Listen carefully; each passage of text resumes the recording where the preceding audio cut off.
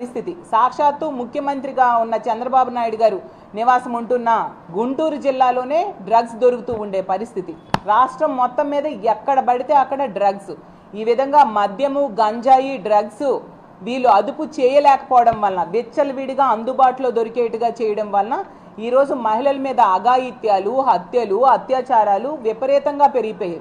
రోజుకి 70-80 కేసులు మహిళల మీద అఘాయిత్యాలు నమోదవుతూ ఉన్నాయంటే ఈరోజు మహిళల రక్షణ ఎంత ఘోరంగా ఉంది, ఎంత గాలిలో దీపాల్లో మహిళల ప్రాణాలు ఉన్నాయో అర్థం చేసుకోవచ్చు. మహిళల్ని మభ్యపెట్టి ఓట్లు వేయించుకున్న ఈ కూటమి వాళ్ళు ఈరోజు అధికారంలోకి వచ్చాక మహిళల రక్షణ గాలికి వదిలేశారు. మహిళలకి ఇచ్చిన హామీలు గాలికి వదిలేసిన పరిస్థితి మనం చూసాం. ఎన్నికల టైంలో వీళ్ళు చెప్పారు బాహుబలి లాంటి సినిమా చూపిస్తాము అని చెప్పి, ఇప్పుడు నరబలి లాంటి పాలన చూపిస్తూ ఉండే పరిస్థితి ఈ రాష్ట్రంలో నెలకొనుంది.